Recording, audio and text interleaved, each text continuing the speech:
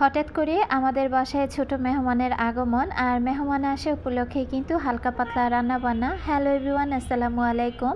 আমার বাগানের ছোট্ট জবা ফুলের শুভেচ্ছা জানিয়ে আজকের ব্লগটি শুরু করেছি। কেমন আছেন আপনারা সবাই? আশা রাখছি এই শীতের সকালে কুয়াশা ভরা তো একদম ঠান্ডা ঠান্ডা হাওয়াতে আমার যে সকল আপু ভাইয়ারা, আঙ্কেল আন্টিরা যে যেখান থেকে আজকে আমার নতুন আরেকটি ব্লগ ভিডিও দেখছেন, আল্লাহর অশেষ রহমতে সবাই বেশ ভালো আছেন। আমি বিথি, আলহামদুলিল্লাহ আমিও খুব ভালো আছি। পরিবার পরিজন নিয়ে অনেকগুলো চন্দ্রমল্লিকা ফুল ফুটেছে। এই গাছটা কিন্তু গত বছরের, এই বছরে কিন্তু আমি তেমন ফুল গাছ কিনিনি। আর এই যে জবা গাছগুলো দেখতে পাচ্ছেন অনেকগুলো কলি এসেছে মাশাআল্লাহ। আর এখানে ডায়ান্থাস গাছটার মধ্যেও অনেকগুলো ফুল ফুটেছে। সব মিলিয়ে এইবার শীতে মনে হয় আমি 4টা গাছ কিনেছিলাম। তো 4টা কি 5টা গাছ আর কি সব মিলিয়ে কিনেছি। তো সব কিছু মিলিয়ে কিন্তু আসলে ভালোই কাটছে দিনকালগুলো। তো আমার সকল আপু ভাইয়াদের দিনগুলো কেমন কাটছে সবাই কমেন্ট করে জানাবেন। সকালবেলা বারান্দা ঘুরে এসে চলে এসেছি ড্রেসিং টেবিলের কাছে। তো একটু আর কি লিপ বাম লাগাবো, তো এটা নিয়ে নিলাম। আর দেখলাম যে এই যে এখানে যে ময়শ্চারাইজারের জিনিসগুলো আছে, তো সকালবেলা উঠে মেয়ে একটু সানস্ক্রিন লাগিয়েছিল, তো দেখলাম যে এগুলো একটু এলোমেলো অবস্থা। তো ভাবলাম যে হালকা পাতলা করে গুছিয়ে নেই। তো গুছিয়ে রাখলেও এটা গুছিয়ে থাকে না, এটা কিন্তু দেখা যায় মেয়ে আর তার বাবা মিলে এগুলোকে এলোমেলো করেই রাখে। তো যাই হোক, এখন আর তেমন একটা গুছাবো না। রাহাতুল্লাহ রোকেয়া থেকে আপু গত ভিডিওর আগের ভিডিওতে জানতে চেয়েছিল এটাতে কিন্তু আগে আমি চামচ রাখতাম, তো এটার দাম কত নিয়েছিল। তো এই হোল্ডারটার দাম নিয়েছিল মাত্র 100 টাকা আপু। তো আসলে ভিডিওর মধ্যে কমেন্ট বক্সে আমি ওইভাবে বলে দিতে পারিনি। মাঝে মাঝে আমার কমেন্ট বক্সের রিপ্লাইগুলো কিন্তু আমার মেয়েরাই দিয়ে থাকে। অনেক ব্যস্ততার মধ্যে কিন্তু সময় কাটাচ্ছি। তো এর মধ্যে আমি তাড়াহুড়া করে নাস্তা করে নিয়েছি। আর এখন এই যে দুপুরে রান্না বান্নার আয়োজন চলছে। নিচ থেকে হালকা পাতলা দেখতে পাচ্ছেন যে আমাকে কেউ আজকে কাটাকাটির কাজগুলো করে দিচ্ছে। তো যিনি কাটাকাটির কাজগুলো করে দিচ্ছে সে হচ্ছে আমার ছোট বোন। তো আমি কিন্তু আমার ছোট বোনকে আনতে গিয়েছিলাম, তো সেই ভিডিওটাই আজকে আপনাদের সাথে আর কি শেয়ার করছি। তো বোনের বাসায় গিয়েছিলাম খুব তাড়াহুড়ার মধ্যে। তো গিয়ে ওকে আবারও নিয়ে এসে তারপর আর কি এই যে আবার রান্না বান্না বসিয়ে দিচ্ছি।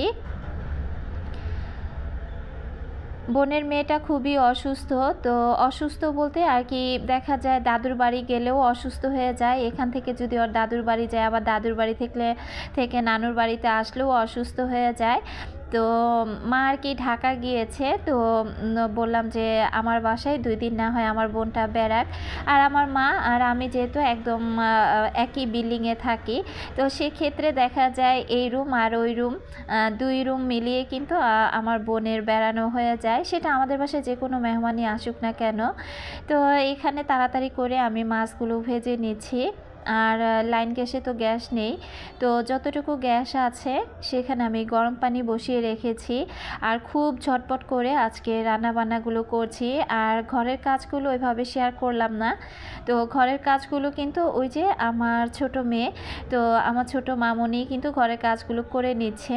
এখানে আমি রুই মাছ দিয়ে সিম, তারপরে ফুলকপি, আলু দিয়ে আমি আর কি মাছ রান্না করব, আর সাথে লাউ রান্না করব, আর তার সাথে কাঁচা টমেটো ভাজি করব।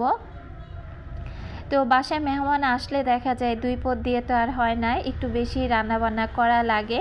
তার সাথে কিন্তু আমরা ঘরের আবার সদস্য আছি 4 জন। তো আমি খুব ভালো করে আগে তরকারিটা কষিয়ে নিয়েছি, আর এখন ঝোলের পানি দিয়ে দিলাম। আজকে একদম খুব তাড়াহুড়া করে রান্নাগুলো আমার আপু ভাইয়াদের সাথে শেয়ার করছি। তো রান্নাবান্না এই তো কমপ্লিট হতে একটু সময় লেগেছিল। বাসায় মেহমান আসলে কিন্তু কাজের চাপটা সব সময় একটু বেশি থাকে। আর আমাদের মতো গৃহিণীদের মনে হয় রান্নাঘরে সকালবেলা ঢুকলে সারাটা দিন যেন রান্নাঘরেই কেটে যায়। রান্নাবান্না করা, তারপরে কাটাকাটি কাজ করা, এগুলো কিন্তু অনেক সময় সাপেক্ষের ব্যাপার। তো আমার ছোটো বোন আর কি নিচে বসে ও সব কাটাকাটি কাজগুলো করে দিচ্ছে। আর এপাশ থেকে আমি সব কিছু ধুয়ে তারপরে শুধু রান্নাগুলো আর কি করে নিচ্ছি।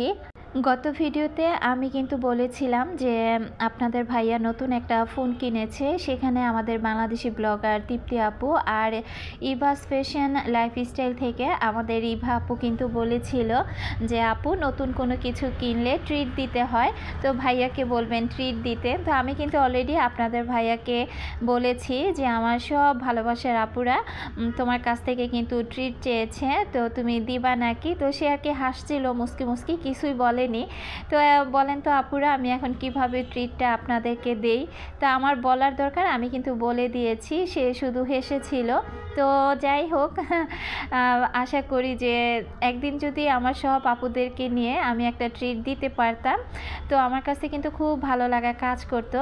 আর আমার অনেক আপুরা বলেছিল এই কাঁচা টমেটোটা কিভাবে ভাজি করে খেতে হয়। তো আমি কিন্তু ডিম ছাড়া কাঁচা টমেটোটা ভাজি করে নিচ্ছি, পেঁয়াজটা ভালো করে ভেজে টমেটোটা একটু চিকন চিকন করে কেটেও এখানে কাঁচামরিচ, আদা রসুন বাটা, একটু হলুদের গুঁড়া দিয়ে তারপরে ওই যে ভাজিটা নেড়ে চেড়ে ঢাকনা দিয়ে ঢেকে দিলাম। আর এখানে আমাদের ইনিয়া মামনির জন্য আজকে আমি সবজি রান্না করব।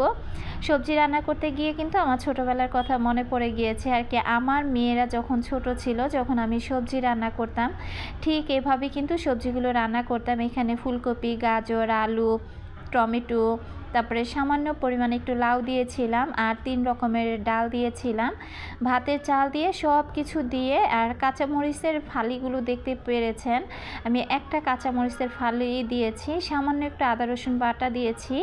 তো সব কিছু দিয়ে তারপরে আমি এই যে খিচুড়িটা হাতে মাখিয়ে বসে দিলাম।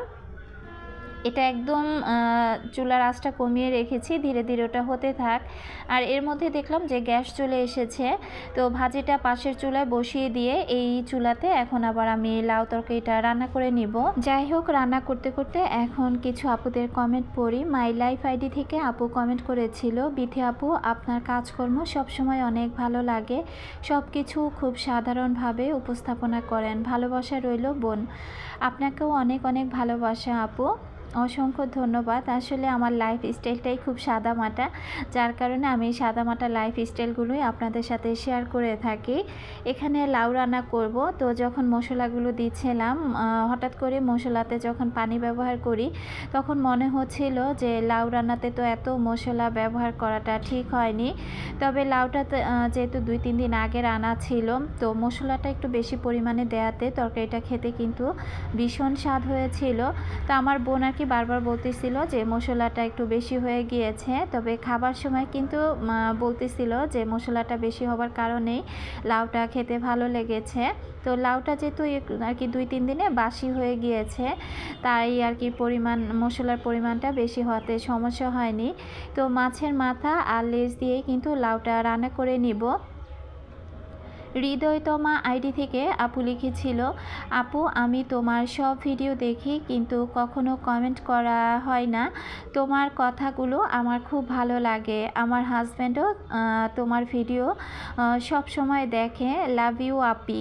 তো আপু তোমাকে অসংখ্য ধন্যবাদ জানাচ্ছি যে তোমার সাথে সাথে ভাইয়াও যে এই লাইফস্টাইল ব্লগগুলো দেখে। তো আমার জানা মতে আমি জানি যে এই লাইফস্টাইল ব্লগগুলো কিন্তু আমরা যারা বেশি পছন্দ করি, আমরা যারা মেয়েরা, তারাই কিন্তু বেশি দেখে থাকে। কিন্তু তার সাথে সাথে যে ভাইয়ারাও এই ধরনের ভিডিওগুলো পছন্দ করে, এটা কিন্তু আমি জানতাম না, তোমার কমেন্টের মাধ্যমে জেনে নিলাম। তো ভাইয়া আর তোমাকে অসংখ্য ধন্যবাদ জানাচ্ছি আমার ভিডিওগুলো ভালোবেসে দেখার জন্য। এখানে আমি কিন্তু কাঁচা টমেটোর মধ্যে এই যে ধনিয়া পাতা দিয়ে দিলাম, আর ধনিয়া পাতা দিয়ে এখন কিছু টাইম নেড়ে চেড়ে আমি এই ভাজিটা নামিয়ে নেব। এ পাশ থেকে কিন্তু আমার মাছের মাথা আর লেজটা খুব ভালোভাবে কষানো হয়ে গিয়েছে। আর লাউটা কিন্তু 2-3 দিনে ঘরে থাকাতে লাউটা দেখেন কেমন হয়ে গিয়েছে। তো মাঝখানের বুকার অংশটুকু বিচিগুলো কেমন যেন একটু কালো কালো হয়ে গিয়েছিল, যদিও লাউটা ফ্রিজেই ছিল। তো যাই হোক, তেমন একটা নষ্ট আর হয়নি। তো ভাবলাম যে না, এটা দিয়ে সবগুলো রান্না করে ফেলি। তো লাউ অল্প পরিমাণে, কিন্তু লাউ কিন্তু দেখা যায় অনেক বেশি রান্না করার পর কিন্তু একদম কমে যায়। তো আমি এই যে লাউ থেকে যে যতটুকু পানি বের হবে সেই পানি দিয়ে পুরো ভালোভাবে লাউটা কষিয়ে রান্না করে নেব। তো আমি এই তো এখন আবার ঢাকনা দিয়ে ঢেকে দিলাম। আর লাউ রান্না করতে গেলে কিন্তু গ্যাসটা বেশি না থাকলে হয়ই না, অল্প গ্যাসে লাউ রান্না কিন্তু বেশি একটা ভালো হয় না। তো এর মধ্যে কিন্তু আমার লাউ রান্নাটা মোটামুটি হয়ে গিয়েছে, আমি কিছু টমেটো দিয়ে দিলাম।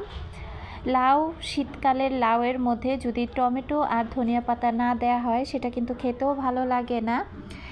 এমডি আবুল হোসাইন আইডি থেকে আপু কমেন্ট করেছিল, আপু তোমার ভিডিও দেখতে আমার খুব ভালো লাগে, তোমার কথা তার চেয়েও বেশি ভালো লাগে, তোমার কাজ দেখে আমি অনেক কিছু শিখে নিয়েছি, তোমার থেকে আমি শিখে নিয়েছি কি করে একদিনের রুটি আগের রাতে করে রাখলে কত সুবিধা হয়, তোমাকে অনেক অনেক ধন্যবাদ। লাইক দিয়ে পুরো ভিডিওটি দেখে নিলাম।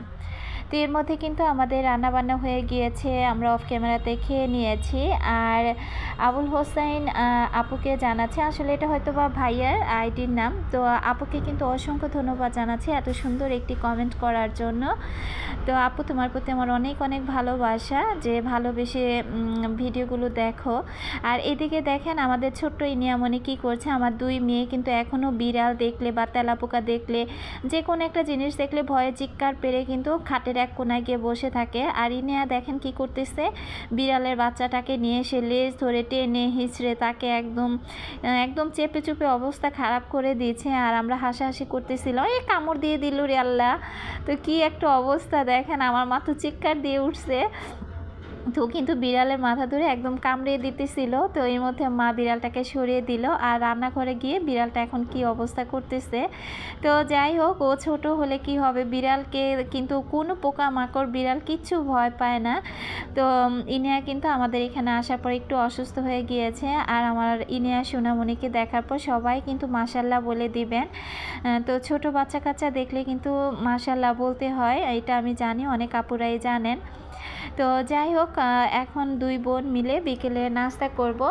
দুপুরবেলাতেই আমি একটু পাস্তা সেদ্ধ করে রেখে দিয়েছিলাম।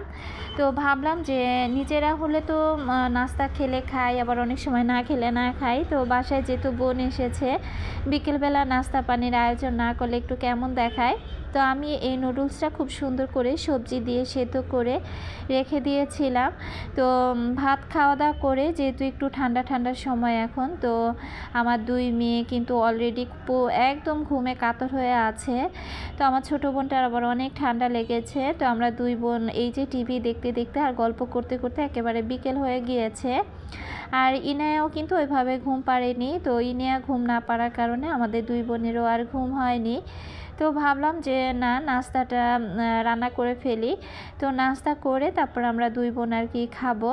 এখানে আমি একটা ডিম দিয়ে খুব সুন্দর করে পাস্তাটা রান্না করে নিয়েছি। তো প্রথমে অল্প পরিমাণেই দিয়েছিলাম, যে এতটা পাস্তা হয়তো বা খাওয়া হবে না।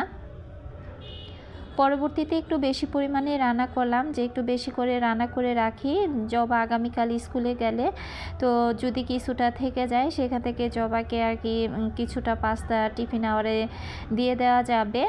তো যার কারণে পুরোটা পাস্তায় রান্না করে নিলাম। আর এখানে আমি একটু সস দিয়ে নিয়েছি আর একটু সয়া সস দিয়ে নিচ্ছি। পাস্তাটা খেতে ভালোই লেগেছিল, এটা কিন্তু প্যাকেটের পাস্তা ছিল না। তো এই ফার্স্ট টাইম আমি 2-3 প্যাকেট আর কি এই বাজারে এইভাবে খোলা পাস্তাটা কিন্তু বিক্রি করে, সেই পাস্তাটাই আমি এনেছিলাম। তো ভাবলাম যে অল্প পরিমাণে আগে নিয়ে দেখি এটা খেতে কেমন লাগে, যদি ভালো লাগে তারপরে না হয় বেশি করে নিয়ে নেব খোলা পাস্তাটাই। তো রান্না করার পর খারাপ লাগেনি, ভালোই লেগেছিল। তো এর মধ্যে কিন্তু আমার পাস্তা রান্না হয়ে গিয়েছে। তো এখন দুই বোন পাস্তা খেতে খেতে বিদায় নেব।